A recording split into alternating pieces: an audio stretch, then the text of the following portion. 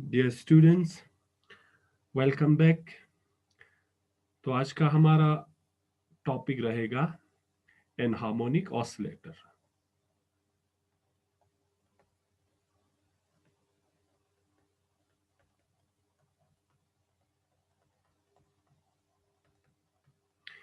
Enharmonic oscillator and इसके बाद हम देखेंगे इफेक्ट ऑफ एनहार्मोनिक ऑसिलेटर।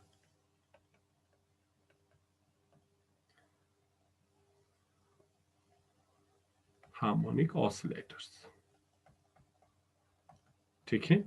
इन दोनों टॉपिक को हम डिटेल में डिस्कस करेंगे। एनहार्मोनिक ऑसिलेटर की effect on the IR spectrum पे क्या रहता है वो सब हम डिटेल्स में डिस्कस करेंगे, ठीक।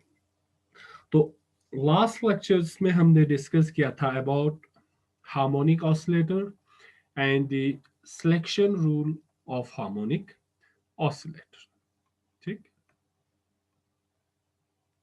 Harmonic oscillator and selection rule which is given by delta v is equal to plus minus one, ठीक है। तो इसके बारे में हमने डिस्कस किया था लास्ट लेक्चर में, जिसमें हमने देखा था कि हार्मोनिक ऑसिलेटर के लिए सिलेक्शन रूल था कि डेल्टा वी या vibrational quantum number change in the vibrational quantum number must be equal to plus minus one. Also इसके बाद हमने देखा था कि जो स्पेसिंग बिटवीन एनर्जी लेवल्स है, spacing between energy levels is also same, is also same. In which case, in the case of harmonic oscillator, तो harmonic oscillator की केस में हमने देखा था कि आपका सिलेक्शन रूल है वो अलाउ करते हैं change in the vibrational quantum number is equal to plus minus one. And वहां पे हमने देखा था कि जो स्पेसिंग है between different energy levels, v is equal to 0, v is equal to 1 and 2 and 3 and so on 4 5 6, यहाँ पे जो स्पेसिंग था बिटवीन डिफरेंट एनर्जी लेवल्स के बीच में वो हमें क्या मिला था, सेम मिला था। अब इसका क्या इन्फेरेंस है, जब आपका एनर्जी लेवल्स की स्पेसिंग सेम है मींस हमारे आईआर स्पेक्ट्रम में, ठीक है, from this we can say that there should be single lane in the IR spectra या IR स्पेक्ट्रम, ठीक है। जब आपका एनर्जी लेवल सेम है और आपका जो सिलेक्शन रूल्स है change in the vibrational quantum number allow करते हैं प्लस माइनस, इट मींस आपकी आईआर स्पेक्ट्रम में भी एक ही पीक होना चाहिए, ठीक। But in reality this is not the case. Actual में जब हम किसी भी मॉलिक्यूल का आईआर स्पेक्ट्रम रिकॉर्ड करते हैं तो ये केस नहीं होता है, मींस एक ही सिंगल लाइन वहां पे अपियर नहीं होते हैं। we can observe more than one line. For example, जब HCl का IR स्पेक्ट्रा रिकॉर्ड किया गया तो देखा कि HCl के IR स्पेक्ट्रा में हमारे पास तीन पीक्स हैं, ठीक है, three important peaks, but the intensity of these peaks get reduced slowly. जो सबसे पहला जो हमारा पीक था वो अराउंड 2886 सेंटीमीटर इनवर्स के अराउंड पाया गया, और जो सेकंड पीक था वो आपका 5662 सेंटीमीटर इनवर्स के अराउंड पाया गया, और जो लास्ट जो सबसे लेस इंटेंस पीक था वो आपका अराउंड 8347 सेंटीमीटर इनवर्स के अराउंड पाया गया, ठीक है। एक्चुअल में होना क्या क्या चाहिए था हार्मोनिक ऑसिलेटर या इनके सिलेक्शन रूल के अकॉर्डिंग की HCl के लिए आपके पास एक सिंगल पीक आना चाहिए था, ठीक। However there reality is not that, When we record the FTIR, yeah, spectrum of HCl, we get three different peaks. With the intensity of these peaks get diminishing slowly. जब हम fundamental जो सबसे हमारे पास highest intense peak होते हैं, ये हमारे पास fundamental peak है। नेक्स्ट पीक इससे थोड़ा कम इंटेंस है, और जो थर्ड पीक है वो हमारे पास सबसे लेस इंटेंस पीक है। ठीक, तो इसका मतलब क्या है?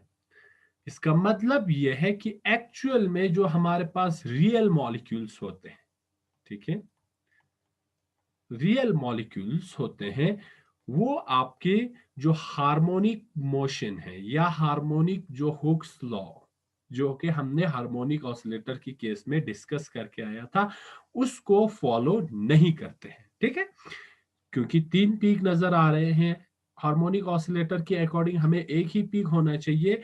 It means we can say that real molecules do not obey exactly the law of simple harmonic oscillator। ठीक है, हार्मोनिक ऑसिलेटर का जो लॉ था, जो कि रियल मॉलिक्यूल, जो कि हमने डिस्कस करके आया था, जो कि अकॉर्डिंग टू हुक्स लॉ बताते हैं। ठीक है, हुक्स लॉ को फॉलो नहीं करते हैं रियल जो मॉलिक्यूल होते हैं वो। अब क्वेश्चन यहाँ पे ये अराइज होते हैं कि वो हुक्स लॉ को ओबे क्यों नहीं करते हैं रियल मॉलिक्यूल। अब यहाँ पे अगर हमारे पास एक डाई एटॉमिक मॉलिक्यूल है, ये हमारे पास एक डाई एटॉमिक मॉलिक्यूल है, ठीक है, जो कि हमने एग्जांपल लिया HCl फॉर एग्जांपल। तो यहाँ पे ये जो मॉलिक्यूल, हमने कहा था कि मॉलिक्यूल जब वाइब्रेट करते हैं तो बॉन्ड में स्ट्रेचिंग आता है या कंप्रेशन आता है। तो रियल मॉलिक्यूल की केस में क्या होते हैं कि फॉर एग्जांपल इस मॉलिक्यूल की बॉन्ड को हम स्ट्रेच करते हैं, स्ट्रेच करते हैं, स्ट्रेच करते हैं, और एक पॉइंट ऐसा आएंगे जहां पे आपका ये मॉलिक्यूल ब्रेकअप हो जाएंगे। ठीक, ये जो बॉन्ड है between these two atom in this molecule gets break down, क्योंकि आप जब इसको स्ट्रेच करते जाएंगे एक पॉइंट ऐसे आएंगे जहां पे आपका ये वाला बॉन्ड ब्रेकअप होगा और ये दो एटम्स में कन्वर्ट होंगे। ठीक, लेकिन हमारा हुक्स जो लॉ बताते थे कि आपका जो रिस्टोरिंग फोर्स है, ठीक है, वो डायरेक्टली प्रोपोर्शनल होता था डिस्प्लेसमेंट का। फॉर एग्जांपल इसको अगर हम dx मानते हैं, ठीक है, जिसको जब आप स्ट्रेच करेंगे या कंप्रेस करेंगे तो यहाँ पे ये जो डिस्प्लेसमेंट में चेंज आएंगे वो डायरेक्टली प्रोपोर्शनल था हुक्स लॉ में रिस्टोरिंग फोर्स के साथ। हाउएवर एक्चुअल केस में, रियलिटी में ये नहीं हो रहा है। मींस हमारा मॉलिक्यूल जो है एक पॉइंट ऐसे आते हैं मॉलिक्यूल में जहां पे आपका ये जो बॉन्ड है ब्रेक हो जाते हैं। ठीक, ऑल्दो वी कैन से, हम कह सकते हैं कि जो स्मॉल, अगर आपका कोई कंप्रेशन है, ठीक है, या इस मॉलिक्यूल को आप कंप्रेस भी कर सकते हैं। ठीक है, अब यहाँ पे इस मॉलिक्यूल को जब आप ज्यादा कंप्रेस करेंगे, क्योंकि यहाँ पे न्यूक्लियाई के बीच में क्या है, पॉजिटिव चार्ज न्यूक्लियाई के बीच में रिपल्शन ज्यादा होते जाएंगे, तो यहाँ पे भी ये मॉलिक्यूल स्टेबल नहीं होगा। तो हम कह सकते हैं कि जो एक स्मॉल कंप्रेशन है और small extension, we can say that the bond may be taken as perfectly elastic। Perfectly elastic means एक तो जो स्मॉल कंप्रेशन, अगर इसको हम यहां से यहां तक थोड़ा कंप्रेस करते हैं, या मॉलिक्यूल को हम स्मॉल डिस्प्लेसमेंट के अकॉर्डिंग इसको थोड़ा स्ट्रेच करते हैं, तो हम कह सकते हैं कि एक स्मॉल डिस्प्लेसमेंट के लिए या स्मॉल एलोंगेशन या कंप्रेशन के लिए हम कह सकते हैं कि ये बॉन्ड जो है परफेक्टली इलास्टिक है। मींस ये बॉन्ड ब्रेक अप नहीं होगा अगर आप थोड़ा इसको कंप्रेस करते हैं या थोड़ा स्ट्रेच करते हैं। ठीक, However, अगर आप इस बॉन्ड को more than 10% of the bond length से ज्यादा आप इसको स्ट्रेच करते हैं, तो यहाँ पे हम इसको परफेक्टली इलास्टिक नहीं मान सकते हैं, ठीक है, क्योंकि यहाँ पे आपका मॉलिक्यूल क्या हो रहा है, ब्रेक डाउन हो रहा है, ठीक। और यही जो ब्रेक डाउन है, यहाँ पे आपका मॉलिक्यूल ब्रेक डाउन हुआ टू एटम्स में, यही आपका बेसिस ऑफ केमिकल रिएक्शन है। मींस केमिकल रिएक्शन में क्या होंगे, जब दो एटम मॉलिक्यूल के बीच में दो एटम्स में ब्रेक अप हो जाएंगे तो वो दूसरे एटम्स के साथ कंबाइन हो जाएंगे। तो यही आपका, ठीक है, the breaking of this chemical bond is the basis of chemical reaction. आपकी केमिकल रिएक्शन का बेसिस ही यही ब्रेकिंग ऑफ बॉन्ड है। तो हमने देखा था कि हार्मोनिक ऑसिलेटर के केस में कि कैसे आपका जो डायटोमिक मॉलिक्यूल में आपका जो बॉन्ड है वो कैसे एक हार्मोनिक, जिसे हमने पैराबोला कहा था, ठीक है। जब हम एनर्जी वर्सेस इंटरन्यूक्लियर डिस्टेंस को ड्रॉ किया था इन केस ऑफ हार्मोनिक ऑसिलेटर, हमने देखा था कि आपका एक ऐसा पैराबोला फॉर्म हो रहा था, ऐसा एक पैराबोला आपका फॉर्मेशन हुआ था, किसके बीच में, energy versus inter nuclear distance के बीच में, ठीक है। और यहां पे आपका क्या होगा, आर इक्विलिब्रियम होगा, मींस इक्विलिब्रियम डिस्टेंस। अब यहाँ पे आपके पास एक पैराबोला आ रहा है, मींस यहाँ पे जैसे जैसे आपका बॉन्ड हायर एनर्जी लेवल्स में जाते हैं वहां पे आपका थोड़ा स्ट्रेचिंग, बॉन्ड ज्यादा स्ट्रेच होते जाएंगे, और जैसे जैसे हायर एनर्जी लेवल्स में और बढ़ते जाएंगे और भी आपके बॉन्ड में जो डायटोमिक मॉलिक्यूल के बॉन्ड में और भी स्ट्रेचिंग आता जाएगा। इट मीन्स आपका यहाँ से इस पैराबोले से आपको ये इंफॉर्मेशन मिल रहा है कि आपकी बॉन्ड, क्योंकि ये अभी स्मूथ है, यहाँ से नीचे की ओर आ रहे हैं और यहाँ से अबाउ जा रहा है, मीन्स यहाँ पे आपका ये जो पैराबोला है कोई इन्फेरेंस नहीं दे रहा है कि एक पर्टिकुलर जगह पे आके आपका बॉन्ड ब्रेक होंगे, ठीक है।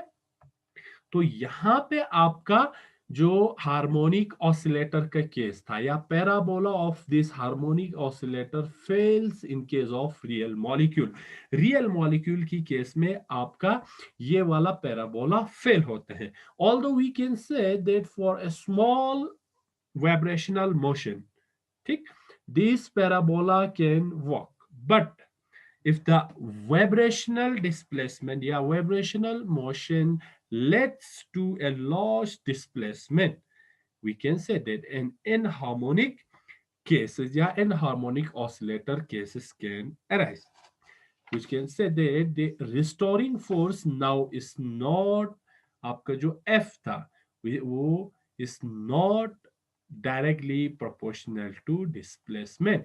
अब एन हार्मोनिक की केसेस में ये वाला केस नहीं आ रहा है कि आपका जो रिस्टोरिंग फोर्स है वो डायरेक्टली प्रोपोर्शनल नहीं है in case of N harmonic oscillator. अब एन हार्मोनिक ऑसिलेटर के लिए पैराबोला कैसे बनते हैं, एन हार्मोनिक ऑसिलेटर के लिए आपका ऐसा एक पैराबोला मिलता है जो कि फर्दर स्टीप होगा as compare to harmonic oscillator. आपका ऐसा ग्राफ मिलता है in case of harmonic oscillator के लिए, ठीक। अब यहाँ पे अगर आप इन दोनों ग्राफ को कंपेयर करते हैं, ठीक, ये ब्लैक वाला आपका हार्मोनिक पैराबोला है, ठीक, हार्मोनिक ऑसिलेटर का केस है, हार्मोनिक पैराबोला हम कह सकते हैं, और ये जो ग्रीन वाला है ये आपका ग्राफ है फॉर एन हार्मोनिक ऑसिलेटर। अब आप जब इन दोनों ग्राफ को कंपेयर करते हैं तो यहाँ पे इन case of in harmonic oscillator आपकी जो पैराबोला है वो यहाँ से आके जो आपका इक्विलिब्रियम रेडियस है, फिर यहाँ से आपके आके एक पॉइंट ऐसा आता है जहां पे ये आपका स्मूथ बन जाता है। इट मीन्स क्या है, इट मीन्स ये जो आपका स्मूथ ग्राफ बन जाता है इसका मतलब है कि यहाँ पे इस पोजीशन पे आके आपका बॉन्ड ब्रेक हो रहा है, ठीक है। यहां से आप स्ट्रेच कर सकते हैं, यहां से लेके आप मॉलिक्यूल को इस लेवल तक स्ट्रेच कर सकते हैं, लेकिन इस पॉइंट पे आके आपका मॉलिक्यूल क्या हो रहा है, ब्रेक हो रहा है, और इसको हम डीई से डिनोट करते हैं। DE means dissociation energy. इतना एनर्जी लगता है आपकी मॉलिक्यूल की बॉन्ड को ब्रेक होने के लिए, ठीक है। तो हमारे पास in case of anharmonic oscillator अगर हम एक रियलिस्टिक पोटेंशियल फंक्शन की बात करेंगे जहां पे आपका बॉन्ड क्या होगा, योर बॉन्ड या डिसोसिएट, तो आपके पास दो केस है। एक, अगर आपका आर जो है, आर मींस जब आप मॉलिक्यूल को स्ट्रेच करेंगे, this is for larger than R equilibrium, means आपका ये अगर आपका ओरिजिनल मॉलिक्यूल है तो इसको हम मानते हैं आर इक्विलिब्रियम। अब जब आप इस बॉन्ड को स्ट्रेच करेंगे, now the bond distance become और अगर आपके पास एक केस ऐसा है जिसमें आपका आर जो है वो much more larger than R equilibrium है, तभी आपका बॉन्ड ब्रेक अप होंगे, तो एनहार्मोनिक का केस आते हैं। और दूसरा केस है आपका कि अगर आपका R much less than R equilibrium है, मींस आपकी बॉन्ड क्या होगा, बहुत ज्यादा कंप्रेस होंगे, बहुत ज्यादा अंदर की ओर आएंगे, तो यहां पे आप का क्या करेंगे, आपका जो न्यूक्लियाई होगा, न्यूक्लियाई रिपेल ईच अदर।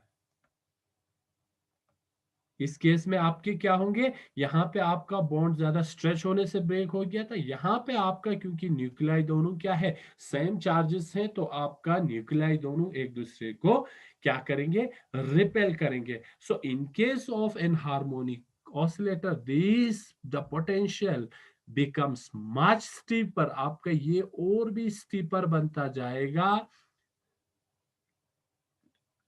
जो कि हमने in case of harmonic oscillator की केस में नहीं देखा था, ठीक है।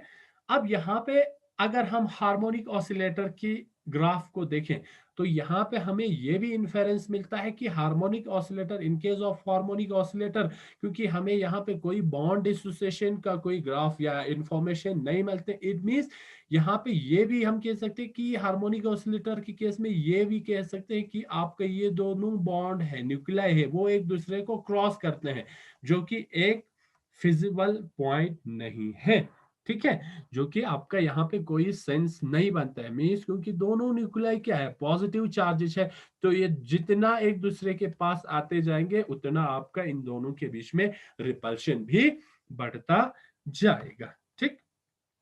तो यहाँ पे क्या मिलता है, आपका ये जो ग्राफ से आपको ये इंफॉर्मेशन मिलता है कि यहाँ पे आपका in case of N harmonic oscillator आपका ग्राफ मच मोर स्टीपर है as compare to this harmonic oscillator. और इस रीजन में यहाँ पे आके इस पर्टिकुलर रीजन में जहां पे आहिस्ता नीचे की ओर आते आते और भी स्टीपर बनता जाता है, ये वाला रीजन आपका वो रीजन दिखाता है जहां पे आपका क्या है, रिपल्शन जो है सबसे ज्यादा है, ठीक। और यहां पे आके फिर आर इक्विलिब्रियम से होते हुए जब ये और ज्यादा, जब आपका इंटरन्यूक्लियर डिस्टेंस बढ़ता जाएगा, तो यहाँ पे इस रीजन में आपका ग्राफ जो है और ज्यादा शेलोवर बनता जाता है, ठीक है। आपका यहाँ पे क्या बन रहा है, और शेलो बन जाता है और टिल्टेड ग्राफ आ जाता है, तो ये रीजन आपको बताता है dissociation bond dissociation area, means यहाँ पे ये एरिया आपको बताता है ये वाला केस जहां पे आपका न्यूक्लियर रिपल्शन बढ़ता है, तो ये रीजन क्योंकि ग्राफ यहाँ पे मच स्टीपर आते हैं तो ये रिपल्शन आपका शो कर रहा है। और इस रीजन में जहां पे आपका ग्राफ बिकम मोर शेलोवर, मींस ये आपका बॉन्ड डिसोसिएशन का इंफॉर्मेशन देते हैं, ठीक है। तो हम कह सकते हैं कि एक और जो सिंपलेस्ट फंक्शन इंट्रोड्यूस किया गया रियल मॉलिक्यूल की बिहेवियर को अंडरस्टैंड करने के लिए, ठीक। So we can say that one of the simplest function, जो कि सबसे क्या था, सिंपल था, किस चीज को शो करने के लिए, function that has been introduced to represent these properties, एक रियल मॉलिक्यूल के इस वाले प्रॉपर्टीज को शो करने के लिए एक नया सिंपलेस्ट फंक्शन इंट्रोड्यूस किया गया, जिससे हम कहते हैं and is known as Morse potential curve. तो एक रियल मॉलिक्यूल की इस प्रॉपर्टी को शो करने के लिए जहां पे जब दो न्यूक्लियस एक दूसरे के बिल्कुल पास में आ जाते हैं तो वहां रिपल्शन बढ़ जाते हैं, और अगर दोनों न्यूक्लियस स्ट्रेच हो जाते हैं तो वहां पे बॉन्ड डिसोसिएट हो जाते हैं। तो इस प्रॉपर्टीज को और भी सिंपली रिप्रेजेंट करने के लिए एक सिंपलेस्ट फंक्शन को इंट्रोड्यूस किया गया जिसे हम कहते हैं मोर्स पोटेंशियल कर्व। अब ये मोर्स पोटेंशियल कर्व कैसे बनेंगे, बिल्कुल जो ऊपर हमने ग्राफ बनाया था उसी तरह होंगे। ये आपके वाई एक्सिस पे आपका एनर्जी कर्व है और एक्स एक्सिस पे आपका इंटर न्यूक्लियर डिस्टेंस, और ये आपका एनर्जी फंक्शन रहेगा। ठीक, तो यहां पे अगर हम इन केस ऑफ जब जो कि हमने देखा था हार्मोनिक ऑसिलेटर के लिए, तो हमारे पास एक ऐसा ग्राफ आया था जो कि एक स्मूथ आपका पैराबोला फॉर्म कर रहा था। तो ये रेड जो पैराबोला है ये आपका हार्मोनिक ऑसिलेटर के लिए है। नाउ अब हम अगर इसी में एन हार्मोनिक ऑसिलेटर की फीचर्स ड्रॉ करें तो आपका ऐसा कुछ आ रहा था। हमने देखा था कि ये जो एन हार्मोनिक वाला ग्राफ है वो मच मोर स्टीपर है as compare to this harmonic oscillator. तो यहाँ पे ये मच मोर स्टीपर बनता है, यहां तक ले आएंगे और यहां से फिर ये शेलोवर होते हुए एक पॉइंट ऐसा आता है जहां पे आपका बॉन्ड डिसोसिएट होते हैं। तो इसको हम ऐसे ड्रॉ कर सकते हैं, ठीक है। तो यहाँ पे जब ये ग्राफ स्मूथ हो जाते हैं इसको हम रिप्रेजेंट करते हैं डी से, मींस ये आपका डिसोसिएशन एनर्जी शो कर रहा है। इस पॉइंट पे आके आपका मॉलिक्यूल ब्रेकअप होते हैं, ठीक है। तो इसको हम यहां से अगर एक्सटेंड करें तो इतने एनर्जी पे आपका मॉलिक्यूल क्या हो रहा है, ब्रेकअप हो रहा है इनटू द रेस्पेक्टिव एटम्स, ठीक है। तो ये आपका है आर इक्विलिब्रियम, जहां पे आपका जो एक्चुअल बॉन्ड डिस्टेंस है। तो इस ग्राफ में हम देख सकते हैं कि ये आपका हार्मोनिक ऑसिलेटर के लिए है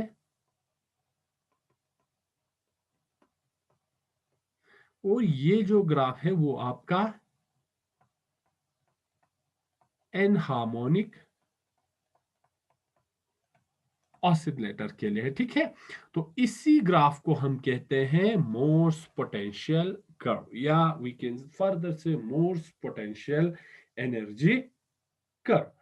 तो इसको हम कह सकते हैं मोर्स पोटेंशियल एनर्जी कर्व। अब इसमें हम देखेंगे तो हमारे पास एक और टर्म है डीई है जिसे हम कहते हैं dissociation energy. Dissociation energy from equilibrium position, जब आपका इक्विलिब्रियम पोजीशन से जब आप इस मॉलिक्यूल को स्ट्रेच करेंगे तो एक पॉइंट ऐसा आएगा जहां पे आपका ये मॉलिक्यूल ब्रेक होंगे, ठीक है। तो यहां से यहां तक आपका आर इक्विलिब्रियम होंगे, क्या होंगे, आर इक्विलिब्रियम। तो this bond dissociation energy is with respect to this R equilibrium, ठीक। अब यहां पे एक पॉइंट आपको ये समझ के चलना है कि ये जो आपका डीई है, ठीक है, डीई जिसे हमने कहा था डिसोसिएशन एनर्जी। अब इस डिसोसिएशन एनर्जी को आप कैसे कैलकुलेट करेंगे, या आप इसको कैलकुलेट कर सकते हैं या नहीं कर सकते हैं। तो क्योंकि ये जो बॉन्ड डिसोसिएशन एनर्जी है इसका स्ट्रेंज फीचर ये है कि ये आप डायरेक्ट जो है एक्सपेरिमेंटल एक्सपेरिमेंट से ये आप बॉन्ड डिसोसिएशन एनर्जी नहीं निकाल सकते हैं। और रीजन क्या है, ये क्यों नहीं निकाल सकते हैं, तो ये जो बॉन्ड एनर्जी है, दी बॉन्ड डिसोसिएशन एनर्जी है, can not be directly measured from experiment। अब रीजन क्या है, ये हम bond dissociation energy experimentally direct क्यों नहीं निकाल सकते हैं? क्योंकि जब हम इस चीज की बात करते हैं कि जहां पे हम ये वेल जो है ये आपका आर इक्विलिब्रियम डिस्टेंस पे जब हम इस वेल की बात करते हैं, तो already in case of harmonic oscillator की केस में हमने देखा था कि जो आपका मॉलिक्यूल है वो कभी भी रेस्ट पोजीशन पे नहीं रहते हैं। However the energy of this molecules will become half of h mu और half of mu bar in case of centimetre inverse की केस में, ये आपका जूल की केस में। तो हमने देखा था कि कभी भी आपका मॉलिक्यूल जो है वो रेस्ट पोजीशन पे नहीं रहते हैं। मींस कभी भी आपका सारा molecule V is equal to zero state पे नहीं रहते हैं, क्योंकि आपका जब ये V is equal to zero state पे नहीं रहेंगे तो आप डायरेक्टली नंबर ऑफ मॉलिक्यूल्स को इस स्टेट से आप नहीं निकाल सकते हैं। तो in case of harmonic oscillator the zero point energy is equal to this half of H mu और हाफ ऑफ म्यू बार, या we can further write is half of omega oscillation bar. ठीक, this omega oscillation is the oscillation frequency. अब जब ये zero point energy पे आपका molecule नहीं रहेंगे तो आप डायरेक्टली यहाँ पे v is equal to zero से v is equal to equilibrium तक आप इसमें बॉन्ड डिसोसिएशन एनर्जी नहीं निकाल सकते हैं। नाउ तो ये कैसे निकालेंगे अब, क्योंकि ये v is equal to zero state में आपका सारा मॉलिक्यूल प्रेजेंट नहीं है, तो this D is equal to, एक तो आपका क्या होगा, जो मेजर्ड डिसोसिएशन एनर्जी है,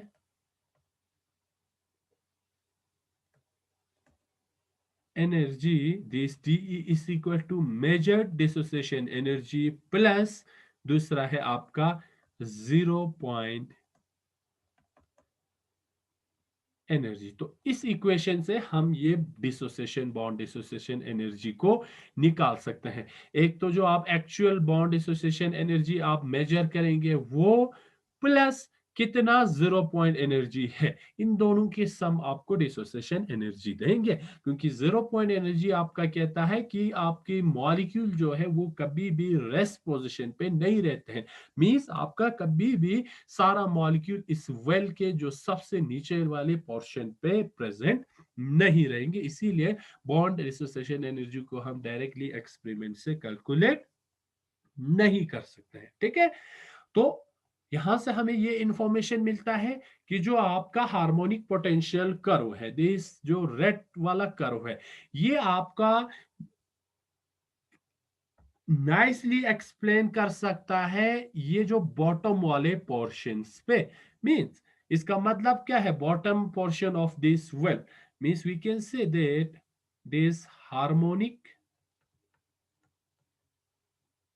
potential curve work nicely at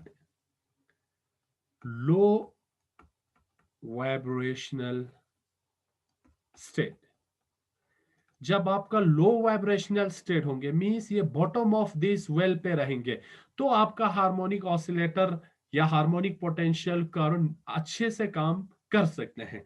however जब आपका वाइब्रेशनल एनर्जी लेवल बढ़ता जाएगा, तो जब यहां से फॉर एग्जांपल अगर ये इसको हम v is equal to zero या v is equal to small value हम मानेंगे, तो ये जब तक v is equal to small है तो आपका हार्मोनिक पोटेंशियल कर्व अच्छे से एक्सप्लेन कर सकते हैं।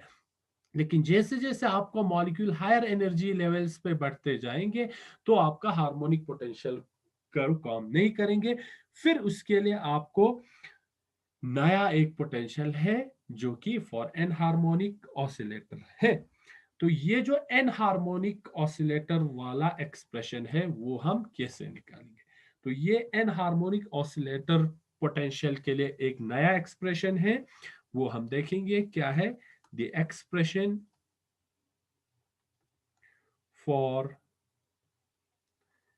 द मोर्स पोटेंशियल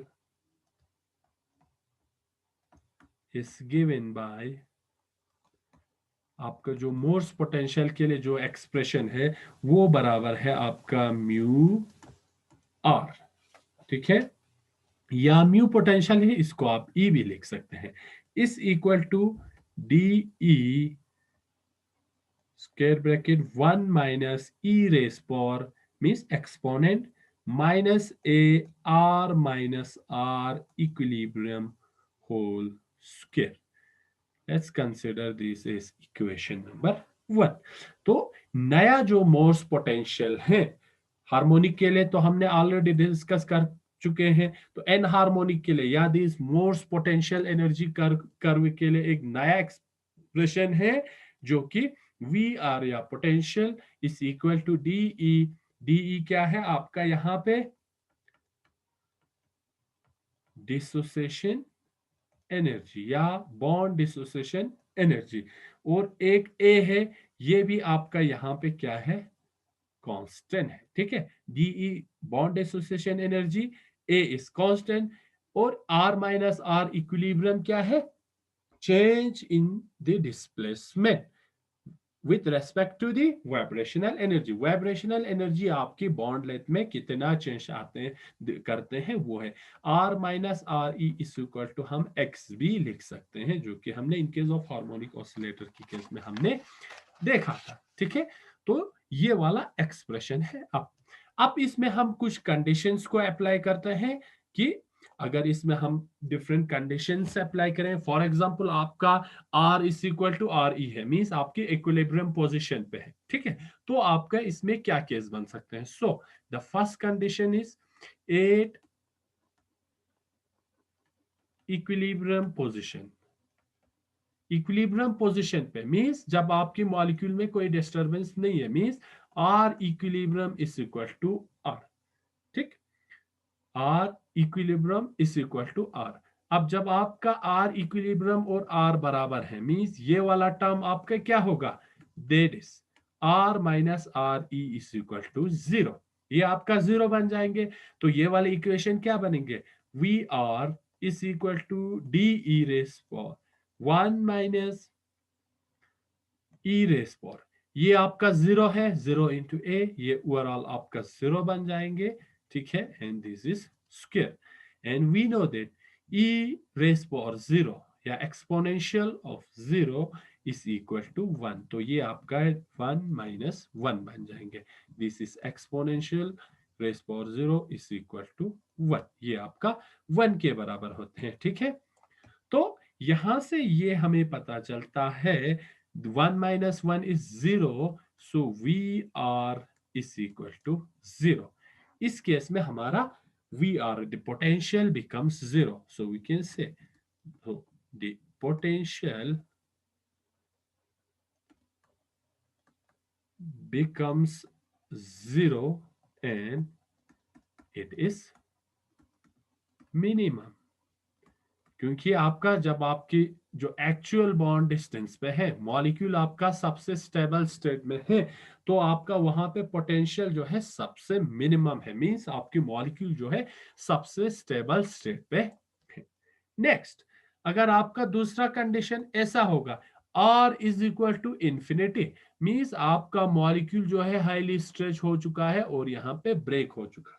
तो वहां पे कंडीशन क्या रहेगा आपका, अगर बॉन्ड जो है आर है वो इंफिनिटी है, बॉन्ड आपका सबसे ज्यादा स्ट्रेच वाले पोजीशन पे है, मींस यहाँ पे आपका जो है आर टेंड्स टू इंफिनिटी, आपका मॉलिक्यूल जो है हाईली स्ट्रेच हो चुका है। तो आपका ये वाला R minus R E Q now become, इसको भी हम इंफिनिटी के बराबर मान सकते हैं। तो आपका इक्वेशन क्या बनेगा, V R is equal to D E 1 - e raised power minus infinity square. And we know that E infinity is equal to 0. Then this equation will become V R is equal to dE into 1 minus 0. 1 minus 0 is 1. So VR is equal to dE.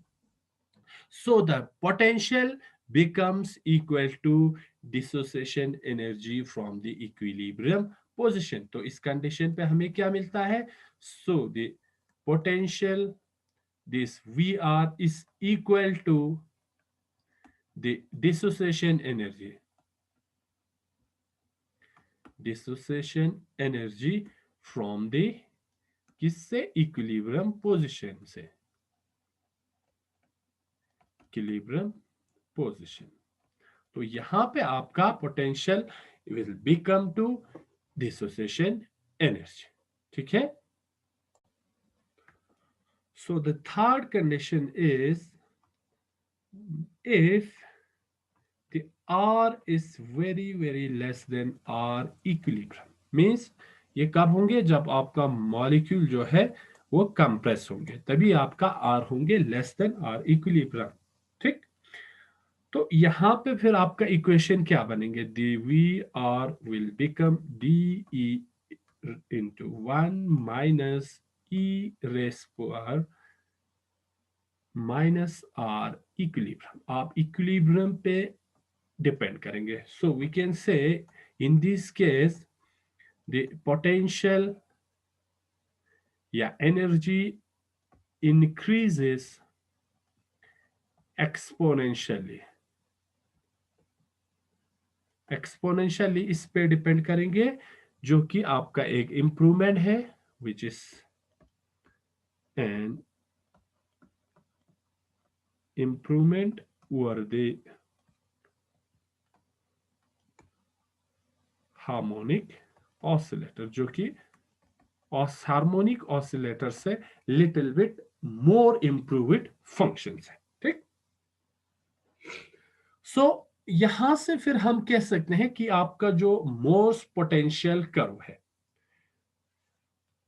Morse potential curve में वो सारे properties हैं जो कि हम देख रहे थे for to perfectly explain a real molecule situation. एक रियल मॉलिक्यूल की सिचुएशन को एक्सप्लेन करने के लिए जो डिफरेंट प्रॉपर्टीज चाहिए था, वो हमारे मोर्स पोटेंशियल कर्व में थे। अब जो हमारे मोर्स पोटेंशियल कर्व है या कर्व, और हम कह सकते हैं फंक्शन, जो कि इक्वेशन हमने लिखा था, हमने देखा कि इसमें हमारे पास वो सारे प्रॉपर्टीज हैं जो कि एक रियल मॉलिक्यूल को एक्सप्लेन करने के लिए होना चाहिए। इसमें हमारे पास डी है, डिसोसिएशन एनर्जी है, जो कि एक रियल मॉलिक्यूल को एक्सप्लेन करने के लिए जरूरत है। और हमारे पास R is equal to R equilibrium पे हमारे पास सबसे मिनिमम एनर्जी है, जो कि एक परफेक्ट रियल मॉलिक्यूल को एक्सप्लेन करने के लिए जरूरत है। और हमारे पास एक नया पैरामीटर है, एक और पैरामीटर है, एक ए है, जो कि कांस्टेंट है।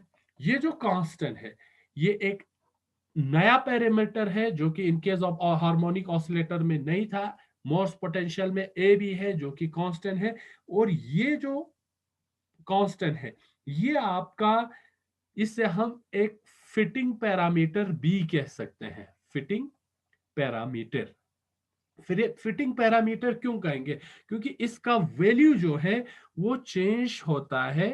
The value of this a get change from molecule to molecule. Means molecule to molecule change होने का मतलब क्या है कि ये हर एक मॉलिक्यूल के अपना एक अलग प्रॉपर्टी शो करते हैं। आपका ये ए कांस्टेंट या दिस फिटिंग पैरामीटर, इसीलिए हम इसको फिटिंग पैरामीटर भी कहते हैं। The molecule value of this a gets bigger, जैसे जैसे इस ए का वैल्यू बढ़ता जाता है, आपका जो ग्राफ का स्लोप है वो भी स्टीपर होता जाता है। ठीक।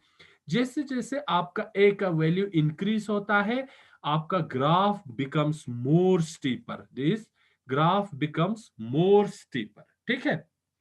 Eight both large as well as small internuclear distance, internuclear distance पे इसका कोई इफेक्ट नहीं है। जैसे जैसे आपका कांस्टेंट ए का वैल्यू बढ़ता जाता है, this graph becomes more steeper, आपका ग्राफ जो है इस तरह स्टीपर होता जाता है, नैरोवर होता जाता है। तो इसीलिए इस ए को हम फिटिंग पैरामीटर बी कहते हैं। ठीक है।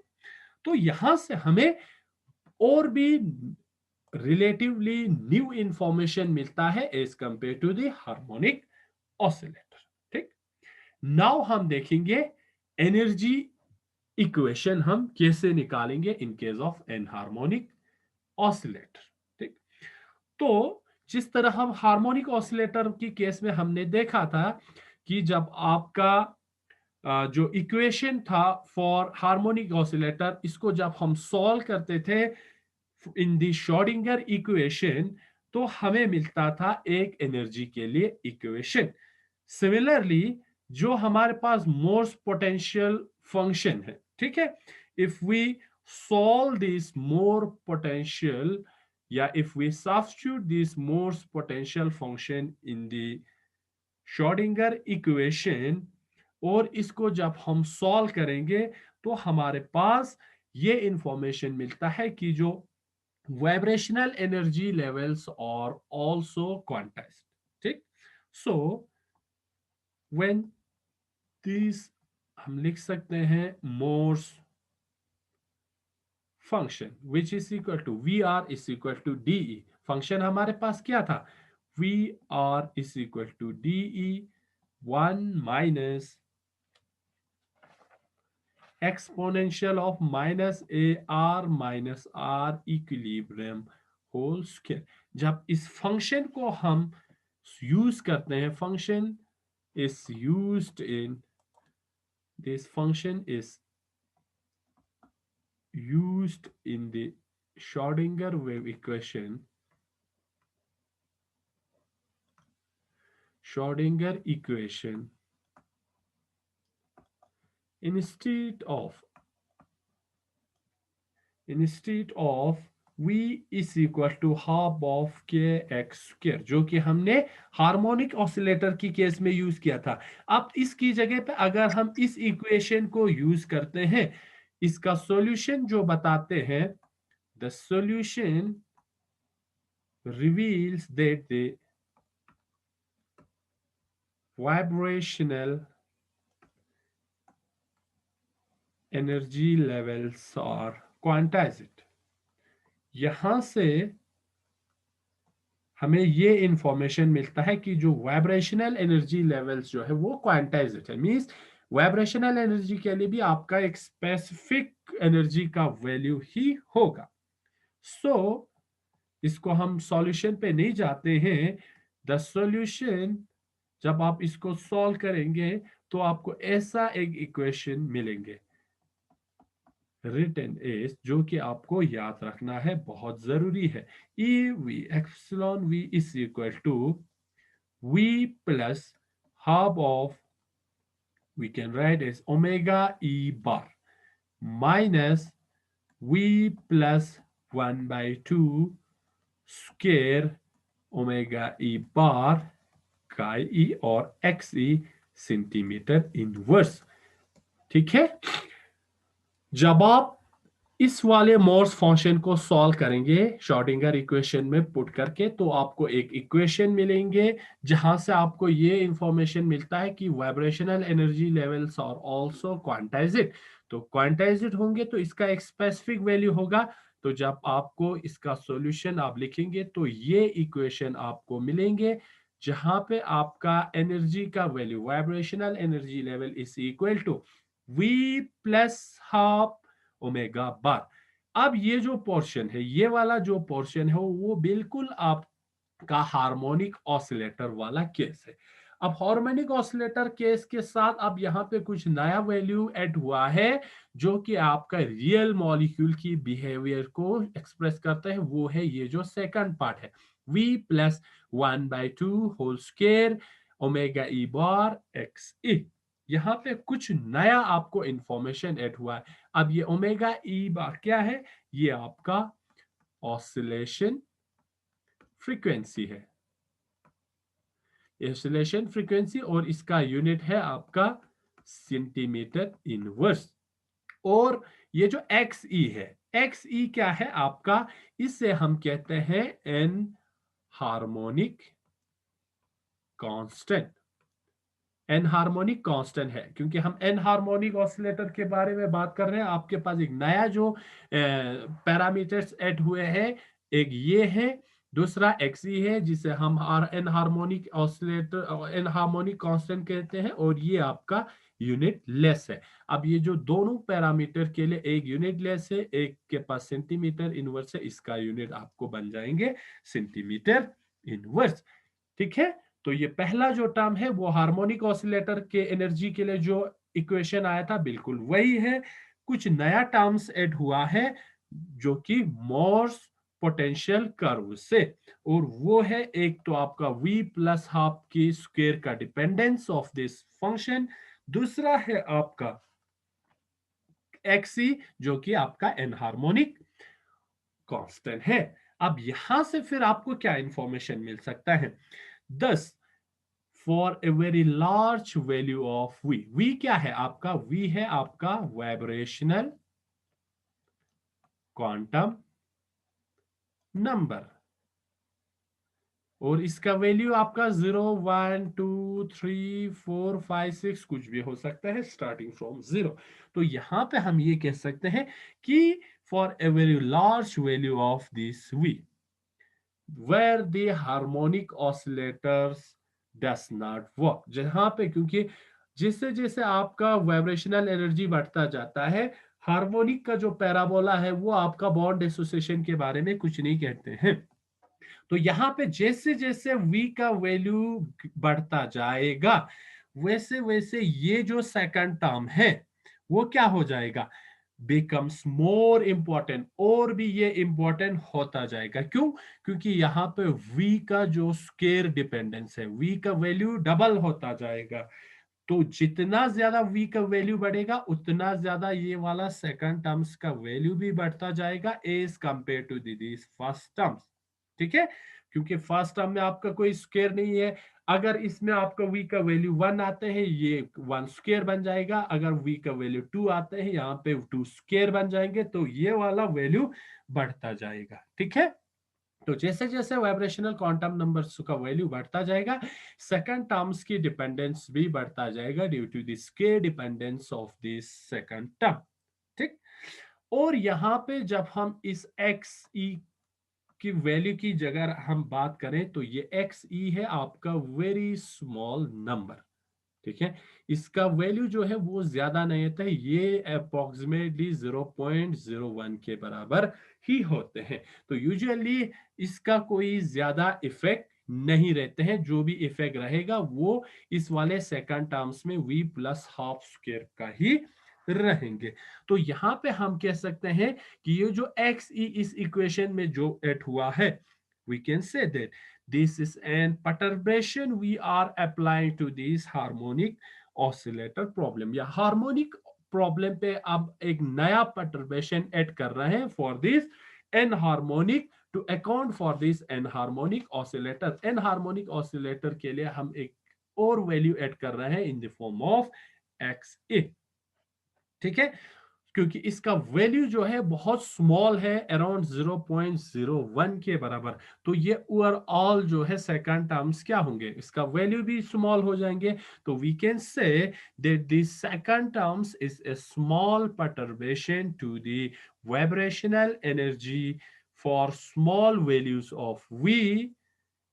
ठीक है, और अगर आपका v का वैल्यू बहुत कम होंगे, ठीक है, तो हम इस वाले सेकंड टर्म्स को इग्नोर कर सकते हैं। ठीक, इग्नोर कर सकते हैं क्योंकि इसका वैल्यू भी क्या है, बहुत कम है, और इसका वैल्यू भी कम है। तो दोनों क्योंकि स्मॉल वैल्यू है, तो जब आपका वाइब्रेशनल क्वांटम का नंबर का वैल्यू फॉर एग्जांपल 0 1 2 है, तो इन स्मॉल नंबर्स के लिए 0 और 1 की अगर हम बात करें, तो इसके लिए हम इस सेकंड टर्म्स को इग्नोर भी कर सकते हैं। तो जब इसको इग्नोर करेंगे, तो for a very small value of this vibrational quantum number, the energy equation will becomes v plus 1 by 2 omega e bar, which is the equation for harmonic oscillator। तो very less या small value of this vibrational quantum number, the energy equation for harmonic oscillator as well as inharmonic oscillator is same।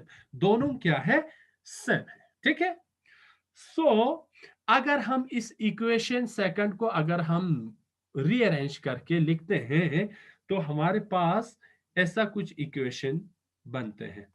If we rewrite equation 2, और we can say if we rearrange equation 2, तो इसमें हम common निकालते हैं ये वाला term E V is equal to V plus half of omega E bar. इसको हम कॉमन निकालेंगे, तो यहां पे हमारे पास इस साइड पे बचेंगे 1 माइनस दूसरे साइड पे हमारे पास बचेंगे एक v1/2। अब ओमेगा ई हमने बाहर निकाला है तो एक्स ई हमारे पास बच जाएंगे नया एक इक्वेशन। ठीक है, इक्वेशन सेकंड को हमने रीअरेंज किया तो इक्वेशन हमारे पास एक आया, इसको let's we write as equation number 3। Now if we compare this equation, if we compare equation number 3 with the equation of energy for harmonic oscillator, with the equation for energy levels in harmonic oscillator,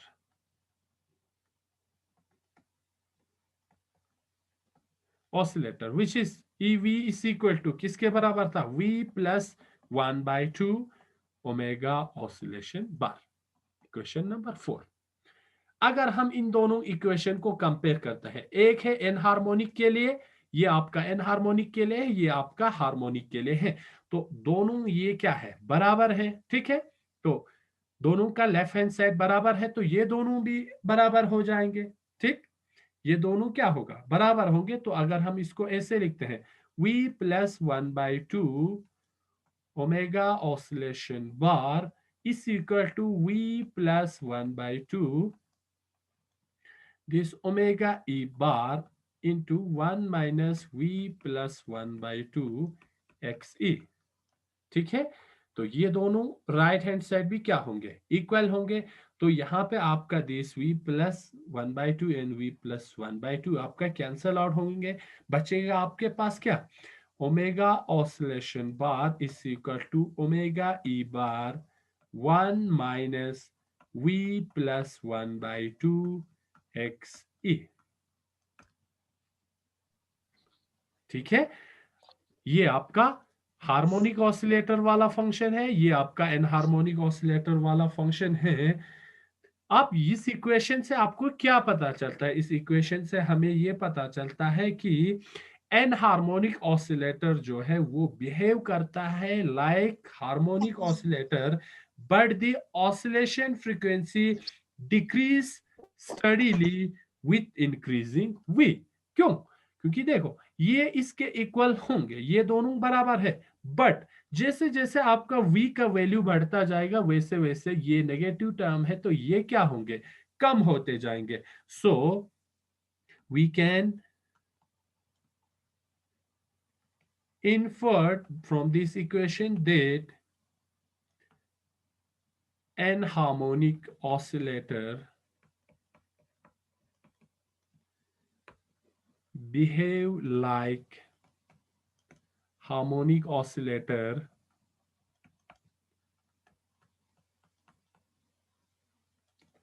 but the oscillation frequency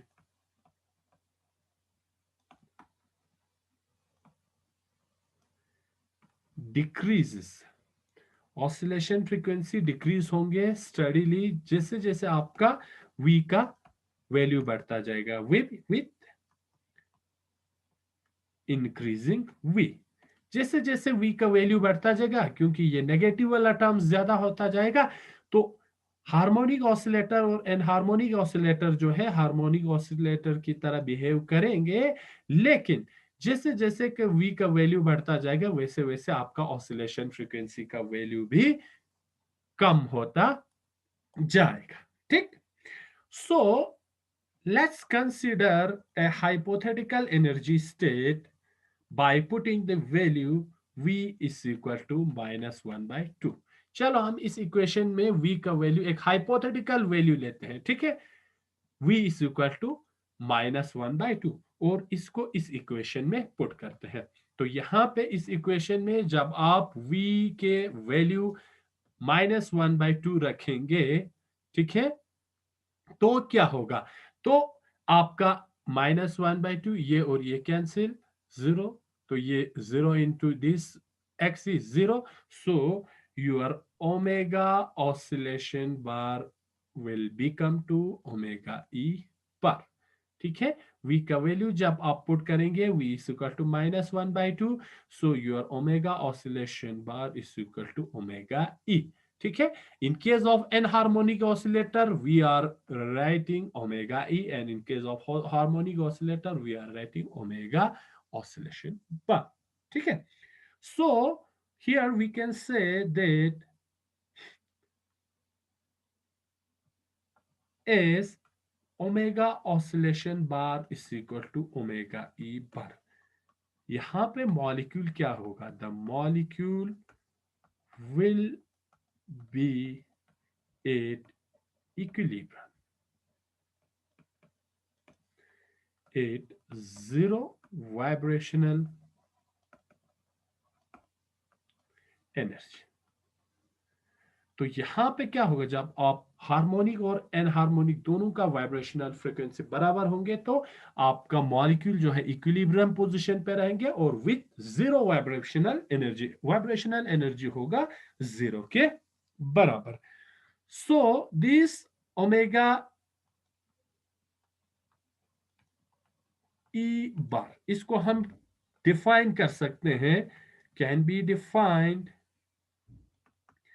is the hypothetical क्यों, क्योंकि हमने hypothetically substitute किया है v is equal to -1/2 hypothetical equilibrium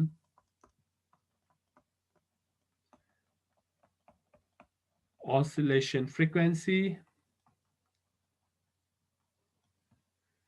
of the enharmonic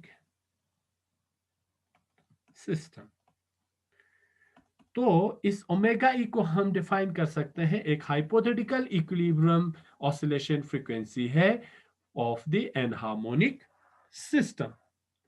ठीक, तो ये क्या है, this the frequency for infinite small vibrations about the equilibrium point.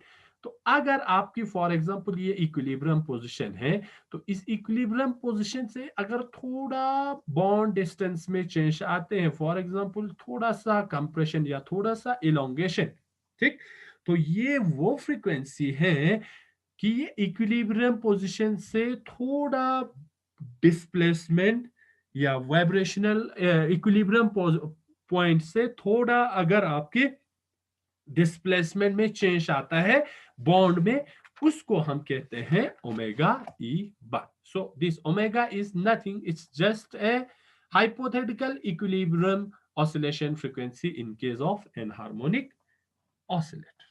ठीक है, सो तो अगर हम किसी भी एनर्जी वाइब्रेशनल एनर्जी स्टेट्स के लिए अगर हम एनर्जी निकालें तो कैसे निकालेंगे, बट ये तो हमने हाइपोथेटिकली निकाला है, but we know that v is a vibrational quantum number, v का अपना वैल्यू होगा, तो उसके लिए हम कैसे निकालेंगे, फॉर एनी वाइब्रेशनल स्टेट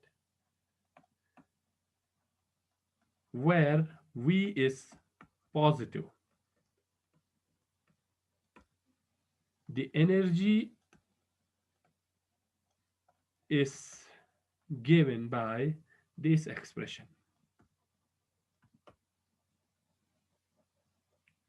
जहां भी अगर आपका रोटेशनल क्वांटम नंबर v का वैल्यू पॉजिटिव होंगे, वो उसका एनर्जी आपका जो ऊपर वाला एक्सप्रेशन है वही आपको देंगे, means omega oscillation bar is equal to omega E bar 1 minus v plus half X E. ये वाला इक्वेशन आपको एनर्जी का इक्वेशन देंगे किसी भी vibrational quantum number, positive vibrational quantum number के लिए। ठीक, so let's see ground state में क्या होगा। So in the ground state energy किसके बराबर होंगे, ground state where v is equal to 0, आपका एनर्जी का वैल्यू, ठीक है, किसके बराबर होंगे, so this omega oscillation bar, और we can also write it is E, energy दोनों के लिए एक इक्वेशन है। सो दिस अब हम ground state v is equal to 0 के लिए निकाल रहे हैं, तो E0 is equal to v की जगह हमें क्या पुट करना है, 0 पुट करना है, तो this omega E bar 1 minus V की जगह 0 होंगे, तो ये आपका बन जाएगा 1 माइनस 1/2 एक्स ई। ठीक, तो ये आपका क्या होगा, ग्राउंड स्टेट एनर्जी इक्वेशन होगा। ग्राउंड स्टेट में एनर्जी का इक्वेशन आप इस इक्वेशन से निकाल सकते हैं। अब हम आते हैं 0 पॉइंट एनर्जी के लिए, कैसे निकालेंगे, and the 0 point energy is given bye, 0 point energy किसके बराबर होंगे, ठीक है, ग्राउंड स्टेट के लिए E0 और E हाफ। हमें पता है ओमेगा ई किसके बराबर था, हाफ ऑफ ओमेगा ई पर, हार्मोनिक ऑसिलेटर के लिए my into 1 minus half E X E centimetre inverse. ये इक्वेशन होगा आपका 0 पॉइंट एनर्जी निकालने के लिए। And from this we can see that the 0 point energy differs slightly from that of the harmonic oscillator. हार्मोनिक ऑसिलेटर से थोड़ा आपका 0 पॉइंट एनर्जी वाला इक्वेशन डिफर करता है, ठीक है। हार्मोनिक ऑसिलेटर में क्या था, 0 point energy is equal to half of omega oscillation bar. ये आपका हार्मोनिक ऑसिलेटर के लिए था, ठीक है, हार्मोनिक ऑसिलेटर। अब एन हार्मोनिक के लिए आपका थोड़ा यहां ट्विस्ट आता है, वो ऐड होता है ये वाला second term 1 minus half of X E, ठीक है, जो कि आपका एन हार्मोनिक कांस्टेंट है। So we can say that the 0 point energy differ slightly from that of harmonic oscillator. हार्मोनिक ऑसिलेटर से थोड़ा क्या होता है, डिफरेंट आता है 0 point energy for N harmonic oscillator, ठीक है। So let's see energy levels in case of N harmonic oscillator. N harmonic oscillator की केस में एनर्जी लेवल्स कैसे बनते हैं, एनर्जी लेवल्स। एनर्जी लेवल्स को डिफाइन करने से पहले हमें यह पता होना चाहिए सिलेक्शन रूल क्या है। Selection rule for N harmonic oscillator. N harmonic oscillator के लिए सिलेक्शन रूल है this is equal to plus minus 1 plus minus 2 plus minus 3 and so on.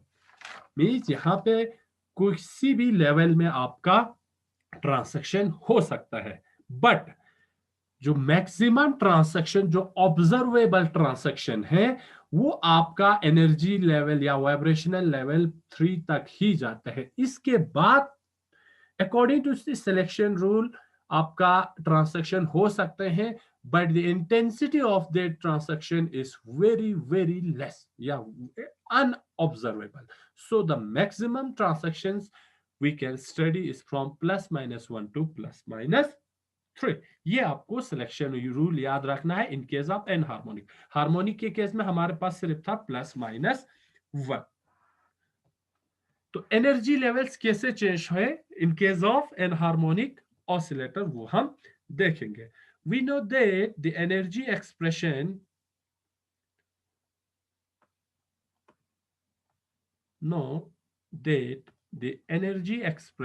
Energy expression जो कि ऊपर हमने निकाल के आया था, जिसमें आपके पास एन हार्मोनिक कांस्टेंट भी था, बाय टेकिंग इनटू अकाउंट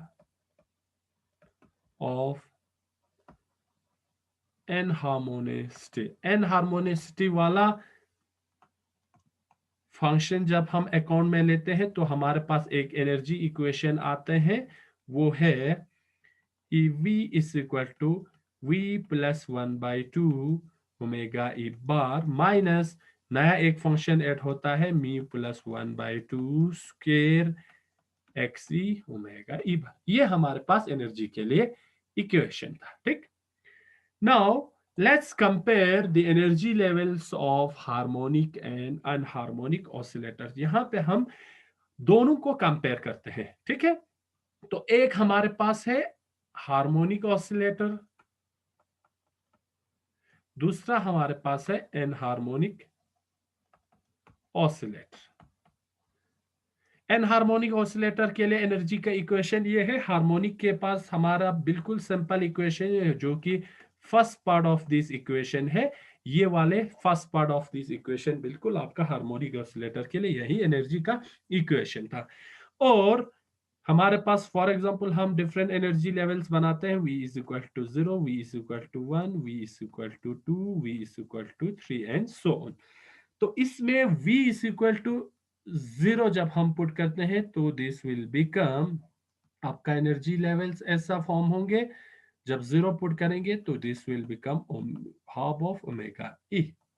ठीक है, इन केस ऑफ हमें हमारे पास यहाँ पे ऑसिलेशन फ्रीक्वेंसी था हार्मोनिक के लिए। जब आप इसके पास 1 सब्स्टिट्यूट करते हैं तो ये आपका बन जाएगा 3/2 ओमेगा ऑसिलेशन बार, देन आपका 5/2 omega oscillation bar, then 7/2 omega oscillation bar. For harmonic oscillator के लिए हमारे पास ये एनर्जी लेवल था। अब इसी को जब हम एन हार्मोनिक ऑसिलेटर के लिए अगर हम देखेंगे तो यहां पे क्या होगा, क्योंकि ये जो सेकंड टर्म है, सेकंड टर्म्स क्या है, स्क्वायर डिपेंडेंस है। तो जैसे जैसे आपका एनर्जी लेवल बढ़ता जाएगा वैसे वैसे यहाँ पे एनर्जी गैप भी कम होते आएंगे। तो ये जो फर्स्ट एनर्जी लेवल होगा ये आपका क्या आएगा, फर्स्ट पार्ट आपका 0 पुट करेंगे 1/2 ओमेगा ई बार, माइनस सेकंड टर्म्स यहाँ पे आप 0 पुट करेंगे तो ये वाला टर्म बन जाएगी 1/4 ओमेगा ई बार एक्स ई। सेकंड एनर्जी लेवल थोड़ा हार्मोनिक ऑसिलेटर से कम एनर्जी लेवल पे होंगे। फर्स्ट पार्ट आपका बनेंगे 3/2 ओमेगा ई बार, और जो सेकंड पार्ट है वो आपका बन जाएंगे, क्योंकि स्क्वायर है तो 9/4 omega E bar X E. Then V is equal to 2, थोड़ा कम एनर्जी पे ये वाला बन जाएंगे, first part 5/2 omega E bar minus 25/2 omega E X E. And then the next V is equal to 3, 7/2 omega e bar minus 49/4 omega e bar x e। ठीक है, ये सब पे बार। तो क्योंकि ये जो सेकंड टर्म है, ये वाला टर्म जो सेकंड पार्ट है, ये देख रहा है कि हम जैसे जैसे ये हायर एनर्जीज की ओर बढ़ता जाता है इसका वैल्यू भी आपका बढ़ रहा है, 1/4, 9/4, 25/4, 49/4। और हमें पता है कि जैसे जैसे इसका वैल्यू बढ़ता जाएगा इनका ओवरऑल वैल्यू कम होते आएंगे। तो जो हायर एनर्जी, जो जैसे जैसे हायर एनर्जी लेवल्स पे ये बढ़ते जाएंगे वैसे वैसे इनका एनर्जी लेवल्स की गैप कम होता जाएगा। तो अगर हम इसकी एनर्जी लेवल डायग्राम ड्रॉ करें फॉर एन हार्मोनिक ऑसिलेटर तो हमारे पास ऐसा एक एनर्जी लेवल डायग्राम होंगे। ये हमारे पास मोर्स पोटेंशियल कर्व है, यहाँ पे आपका इक्विलिब्रियम है, इस साइड एनर्जी आएंगे, इंटरन्यूक्लियर डिस्टेंस है, यहाँ पे हमारे पास डीई है डिसोसिएशन एनर्जी। तो एनर्जी लेवल डायग्राम्स आपका ऐसे बनेंगे, जैसे जैसे हायर एनर्जी लेवल से वी का वैल्यू बढ़ता जाएगा वैसे वैसे एनर्जी गैप भी कम होंगे। V is equal to 0, V is equal to 1, V is equal to 2 and then V is equal to 3। तो एनर्जी गैप भी क्या होंगे, कम होते आएंगे। V is equal to 4, then V is equal to 5, then V is equal to 6, V is equal to 7, then और भी gap कम होते आएंगे 8, then 9, then 10, then 11। ठीक है, तो यही डिफरेंस है। In case of harmonic oscillator energy gap between the different energy levels are same। energy levels क्या था, same थे। however in case of enharmonic oscillator, as we uh, as we increase the value of this rotational quantum number the energy gap gets decreasing, because of the dependence, square dependence of the second term, क्योंकि ये जो second term है उसका क्या है, square dependence है। इसकी वजह से आपका जैसे जैसे आपका v का वैल्यू बढ़ता जाता है, आपका जो एनर्जी गैप है वो कम होते आता है। ठीक है, तो यही डिफरेंस है in case of harmonic oscillator and N harmonic oscillator. Harmonic की केस में एनर्जी गैप बिल्कुल सिमिलर था, जितना भी आपका v का वैल्यू बढ़ता जाता है, लेकिन एन हार्मोनिक की केस में जैसे जैसे आपका v का वैल्यू बढ़ता जाता है वैसे वैसे energy gap becomes more closer to one another. ठीक है, सो अब हमारे पास एनर्जी पता है, कैसे हम एनर्जी निकालेंगे इस इक्वेशन से। हमने एनहार्मोनिसिटी के लिए ये सारा एनर्जी हमने निकाल लिया। तो हम, क्योंकि हमारे पास अब एनर्जी का वैल्यूज है, तो हम फ्रीक्वेंसी का वैल्यूज भी निकाल सकते हैं। So the first one is the fundamental frequency.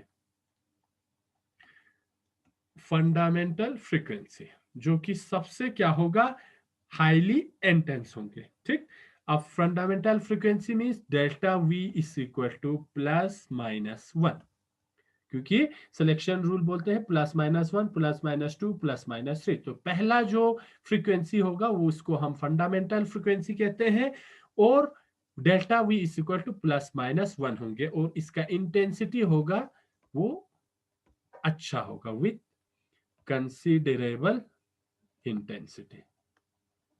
इसका इंटेंसिटी थोड़ा अच्छा होगा, मीन्स पहला जो हमारा ट्रांसैक्शन है v is equal to 0 to v is equal to 1।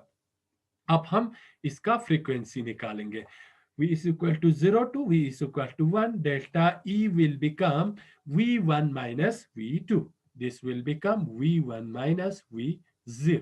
ठीक है, अब v1 का हमारे पास एनर्जी का वैल्यू पता है, 3/2 omega E bar minus 9/4 omega E bar X E, minus v is equal to 0 हमें पता है 1/2 ओमेगा ई बार माइनस 1/4 ओमेगा ई बार एक्स ई। जब आप इसको सॉल्व करेंगे तो आपके पास एक इक्वेशन होंगे ओमेगा ई बार माइनस 2 ओमेगा ई बार एक्स ई। यहां से हम कॉमन निकालेंगे omega E bar, this will become 1 minus 2 X E. ये हमारे पास पहला इक्वेशन है for the fundamental frequency when the transaction is from v is equal to v1 with this unit. ठीक है, तो ये हमारे पास पहला वाला फ्रीक्वेंसी का इक्वेशन है, delta is equal to omega E bar 1 into 1 minus 2 X E, X E is anharmonicity. So this is the fundamental frequency. Delta E is equal to omega E bar 1 minus 2xe. So if we compare this with the fundamental frequency of harmonic oscillator, which is delta E is equal to omega oscillation bar. This is for harmonic oscillator and this is for enharmonic oscillator. And if we compare these two, this enharmonic oscillator differs in the second term. ये पहला जो term है दोनों में एक है, ये जो सेकंड टर्म में आपका एनहार्मोनिक ऑसिलेटर डिफर कर रहा है। तो इसी वजह से, तो क्योंकि आपका ये सेकंड टर्म्स है और एक अलग टर्म आ रहे हैं, तो इसकी वजह से आपका जैसे जैसे एनर्जी लेवल्स आपका हायर एनर्जी लेवल्स की ओर बढ़ता जाता है, वैसे वैसे दिस एनर्जी लेवल्स कम becomes more closer to each other. तो ये था कि पहला कैसा फंडामेंटल फ्रीक्वेंसी जिसका इंटेंसिटी आपका सबसे ज्यादा होंगे, क्योंकि सिलेक्शन रूल बताते हैं कि delta V is equal to plus minus 1 plus minus 2 plus minus 3 and so on. तो हम कंसीडर कर रहे हैं फर्स्ट थ्री वैल्यूज को, क्योंकि इसके आगे जो वैल्यूज आता है उनका इंटेंसिटी बहुत कम आता है, नॉन ऑब्जर्वेबल। ठीक, तो सेकंड जो आपका फ्रीक्वेंसी है वो होगा आपका v इज इक्वल टू 0 से v is equal to 2, second vibrational जो क्वांटम नंबर या एनर्जी लेवल्स में। इसके लिए आपका सिलेक्शन रूल का वैल्यू है delta V is equal to plus minus 2। इसका इंटेंसिटी होगा बहुत कम होगा, विथ स्मॉल इंटेंसिटी। ठीक है, इंटेंसिटी बहुत कम होंगे। मीन्स जो ये हमारा एनर्जी लेवल से इस तरह हमने ड्रॉ किया था, ये V is equal to 0, then V is equal to 1, V is equal to 2, ये वाला एनर्जी लेवल है, then V is equal to 3। तो पहला ट्रांसेक्शन आपका V इज इक्वल टू 0 से V इज इक्वल टू 1 में होंगे। ये जो सेकंड वाला ट्रांसेक्शन है वो आपके होंगे V इज इक्वल टू 0 से V इज इक्वल टू 2 में। तो इसको हम जब सॉल्व करेंगे तो this will give V is equal to 2 minus V is equal to 0, and delta E will become V is equal to 2। इसका वैल्यू हमें पता है, यहाँ पे जो हमने निकाला है दिस 5/2, इसी को हमें माइनस करना है 0 से। This will become 5/2 omega E bar minus 25/2 omega E bar X E minus V0 के लिए हमें पता है 1/2 ओमेगा ई बार माइनस 1/4 ओमेगा ई बार एक्स ई। ठीक, तो जब आप इसको सॉल्व करेंगे आपके पास एक इक्वेशन होगा which is 2 omega E bar into 1 minus 3 x E centimetre inverse. ये आपके सेकंड इक्वेशन होंगे विथ वेरी स्मॉल इंटेंसिटी। दूसरा ट्रांसेक्शन आपका V0 से V2 के लिए। थर्ड जो आपका फ्रीक्वेंसी होंगे वो आपका third transaction V is equal to third होंगे V आपका V0 से ट्रांसेक्शन होंगे V3 थर्ड एनर्जी लेवल में। अब इसका इंटेंसिटी होगा, सिलेक्शन रूल इसका delta V is equal to plus minus 3 है, विथ वेरी लेस इंटेंसिटी। इसका इंटेंसिटी होगा बहुत कम होंगे as compare to other two. So that will become delta V is equal to 3 minus V is equal to 0. So delta E will become 7/2 omega E bar minus 49/4 omega E bar XE minus 1/2 omega E bar minus 1/4 omega E bar XE। जब आप इसको solve करेंगे आपके पास equation होंगे 3 omega ई bar 1 minus 4 x ई centimetre inverse. ये वाला होगा आपका for the transaction form V is equal to 0 to V is equal to 3, इस वाले ट्रांसेक्शन के लिए। ठीक, तो ये था आपके पास 3 ट्रांसेक्शन। तो जो फर्स्ट वाला ट्रांसेक्शन है जिसे हमने फंडामेंटल फ्रीक्वेंसी कहा, ठीक, तो इसको हम फंडामेंटल फ्रीक्वेंसी ही कहेंगे। और जो आपके पास सेकंड जो दो टर्म्स थे V is equal to 0 to V is equal to 2, इस ट्रांसेक्शन को हम कहते हैं फर्स्ट ओवर टर्म।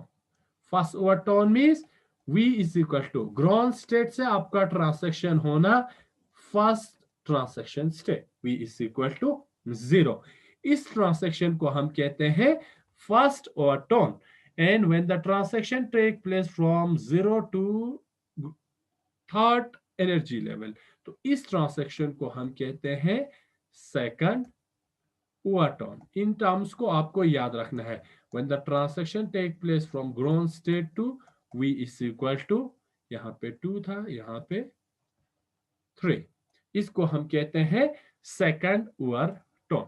तो अगर हम इसको ऐसे लिखें कि जो आपका ground state V is equal to 0 से फर्स्ट एनर्जी लेवल पे आपका ट्रांसेक्शन होते हैं, इसको हम कहते हैं फंडामेंटल एब्जॉर्प्शन। ठीक है, V इज इक्वल टू 0 से V is equal to 1 energy level पे ट्रांसेक्शन होते हैं fundamental absorption. V is equal to 0 से V is equal to 2 second transaction में जाते हैं, इसको हम कहते हैं फर्स्ट ओवर टर्म। इसके लिए भी हमारे पास अलग फॉर्मूला है। V इज इक्वल टू 0 से जब V is equal to third energy level पे ट्रांसेक्शन होते हैं, इसके हम कहते हैं सेकंड ओवर टर्म। ये फॉर्मूले आपको याद रखना है एग्जाम में आपको इक्वेशन निकालने की कोई जरूरत नहीं है, सिर्फ आपको फॉर्मूला याद होना चाहिए। ठीक है, तो जो फर्स्ट फंडामेंटल एब्जॉर्प्शन के लिए हमारे पास फॉर्मूला है, फॉर्मूला किसके बराबर है, delta e is equal to omega E bar 1 - 2 x e centimetre inverse. First overtone के लिए हमारे पास फॉर्मूला है 2 omega e 1 - 3 x e centimetre inverse. Second overtone के लिए हमारे पास फॉर्मूला है 3 omega e 1 - 4 x e centimetre inverse. तो ये सारे आपका फॉर्मूले आपको याद रखना है। ठीक, एंड द लास्ट वन, तो इसमें हमने कहा था कि सिलेक्शन रूल है आपका डेल्टा इज इक्वल टू +-1 +-2 +-3 +-4। और हायर टर्म्स को हमने कहा कि इनका क्या होता है, क्योंकि एब्जॉर्प्शन इंटेंसिटी बहुत कम आते हैं तो इसको हम इग्नोर करते हैं। लेकिन जब हम टेम्परेचर को इंक्रीज करते हैं with the rise in temperature, जैसे जैसे आप टेम्परेचर को इंक्रीज करेंगे, तो फॉर एग्जांपल ये आपका ग्राउंड स्टेट है, ये आपका फर्स्ट स्टेट है। ठीक है, तो जैसे जैसे आप मॉलिक्यूल का टेम्परेचर रेज करते हैं, तो क्योंकि पहले सारे molecules V is equal to 0 state में रहेंगे, तो जैसे जैसे इसका टेम्परेचर आप इंक्रीज करेंगे, यहां से कुछ molecule V is equal to 1 state में भी चला जाता है, और इनका पॉपुलेशन लगभग आपका जो डिफरेंस है वो 0.09% of V is equal to 0। यहां से इतने एटम्स या molecule V is equal to first state में चला जाता है। ठीक, लेकिन जब आप टेम्परेचर इंक्रीज करते हैं, तो जो 4 टाइप ऑफ फ्रीक्वेंसी है वो होगा V is equal to 1 to V is equal to 2। बाकी स्टेट्स को हम इग्नोर कर सकते हैं, लेकिन इसका जो डेल्टा V का वैल्यू होगा +1 होगा। पीक्स जो है नॉर्मली वेरी वीक होता है, बहुत कमजोर पीक होते हैं। तो यहां पे delta V E is equal to V2 - V1। Delta E will become V2 का हमारे पास 5/2 ओमेगा E बार है, 25/4 ओमेगा E बार XE। ये हमारे पास V2 के लिए है, इसको हम माइनस करेंगे। V1 के लिए इक्वेशन है एनर्जी का 3/2 ओमेगा E 9/4 ओमेगा E बार XE। ये हमारे पास वैल्यू है। जब आप इसको सॉल्व करेंगे, delta E will become omega E bar 1 - 4XE centimetre inverse. तो इसको हम कहते हैं, इस वाले बैंड को हॉट बैंड। हॉट बैंड क्यों कहते हैं, क्योंकि ये वाला ट्रांसैक्शन है रिलेट करता है किसके साथ, राइज इन टेम्परेचर। क्योंकि यहाँ पे जब तक टेम्परेचर राइज नहीं होंगे, ये वाला एब्जॉर्प्शन बैंड नजर नहीं आएंगे, इसीलिए इस वाले एब्जॉर्प्शन बैंड को हम हॉट बैंड बी कहते हैं। यूजुअली वेरी वीक होते हैं, इसका इंटेंसिटी है बहुत कमजोर होते हैं। और इस हॉट बैंड को, इसका अगर आप पोजीशन देखें, तो ये आपका बिल्कुल जो ये अगर आपका फंडामेंटल एब्जॉर्प्शन बैंड है, तो इसके आसपास ही होंगे। और इसको आप पता कैसे करें, फंडामेंटल एब्जॉर्प्शन बैंड है या आपका हॉट बैंड है, तो usually this hot bands intensity increases with increasing the temperature. Temperature को जब आप इंक्रीज करेंगे, तो इस हॉट बैंड का इंटेंसिटी इंक्रीज होता है। तो इसको पता करने के लिए आपको मॉलिक्यूल की या सिस्टम की टेम्परेचर को इंक्रीज करना होगा। तो अगर जब टेम्परेचर इंक्रीज करने पे इसकी इंटेंसिटी इंक्रीज हो रहा है, तो ये हॉट बैंड होगा, और अगर टेम्परेचर इंक्रीज करने पे इसका इंटेंसिटी इंक्रीज नहीं हो रहा है, तो ये फंडामेंटल फ्रीक्वेंसी है। ठीक है, तो जब आपका V इज इक्वल टू 1 से V is equal to second energy levels पे जब आपका ट्रांसैक्शन होते हैं, तो इसको हम कहते हैं हॉट बैंड। ठीक, तो ये था एनहार्मोनिसिटी के बारे में, and the effect of anharmonicity on the IR spectrum. Last में हम एक न्यूमेरिकल सॉल्व करते हैं। हमारे पास न्यूमेरिकल है ऐसा कुछ फॉर द मॉलिक्यूल, एक मॉलिक्यूल है हमारे पास BH, बोरॉन हाइड्रेट, इसमें ओमेगा ई का वैल्यू दिया हुआ है हमारे पास 2368 centimetre inverse, and the anharmonicity constant, anharmonicity constant जो कि हमारे पास XE है, इसका वैल्यू दिया हुआ है ओमेगा ई XE, क्योंकि इसका वैल्यू बहुत छोटा है, दोनों को एक साथ हम दे सकते हैं। ये आपके पास 49 सेंटीमीटर इनवर्स। हमें करना है calculate the vibrational terms of the first four vibrational terms,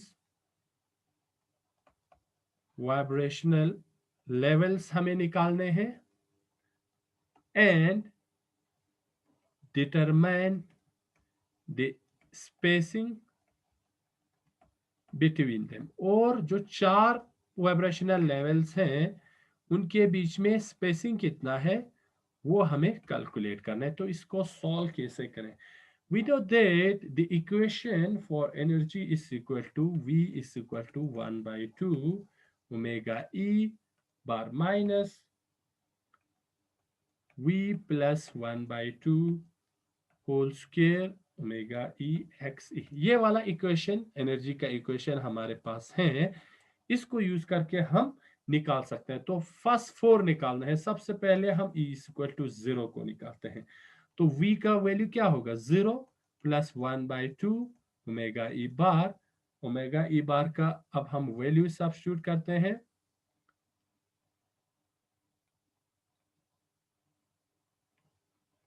which is equal to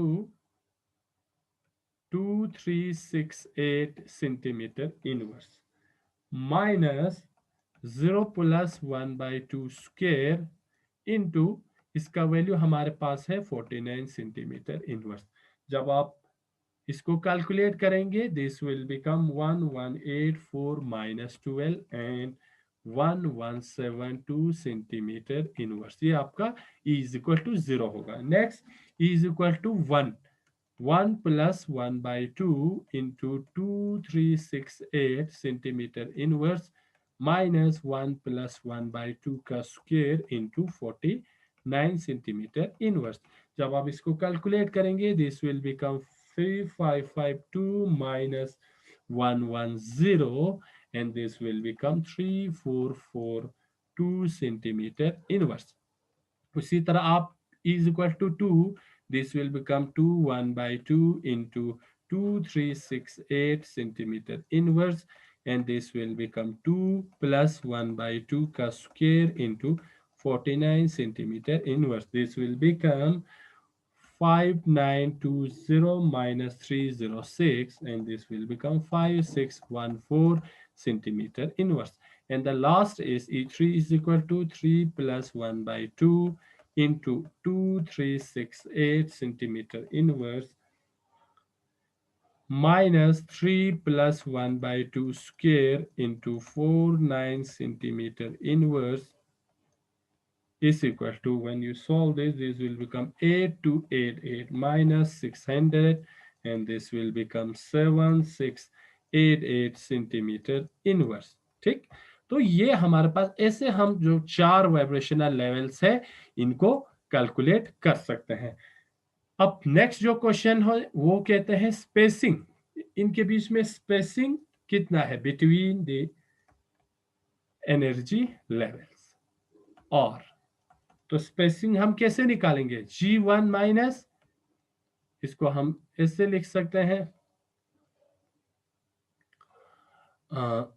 E1 minus E0। ठीक, E1 हमारे पास 3442 है माइनस 1172 है, इसको माइनस करेंगे आपके पास बचेगा 2270 centimetre inverse. Then E2 minus E1, E2 हमारे पास है 5614 minus 3442, this will become 2172 centimeter inverse. And then E3 minus E2, this will become 7688 minus 5614, which will become 2074 centimetre inverse. ठीक, तो ये हमारा पास स्पेसिंग था बिटवीन डिफरेंट एनर्जी लेवल्स। तो जब हम इस एनर्जी लेवल्स की वैल्यूज को हम जब कंपेयर करें दिस थ्री, तो हमें ये पता लग रहा है कि जैसे जैसे आपका एनर्जी लेवल्स बढ़ता है, या हम ये कह सकते हैं कि जो एनर्जी लेवल्स है वो नॉट इक्वली स्पेस्ड है, इनके बीच में, एक दूसरे के बीच में जो स्पेस है वो इक्वल नहीं है, क्योंकि E1 और E0 में 2270, E2 और E1 में 2172, एंड E3 एंड E2 में 2074। So we say the spacing goes on decreasing। आपका स्पेसिंग जो है वो कम होता जा रहा है, किसके साथ? With increasing in V values.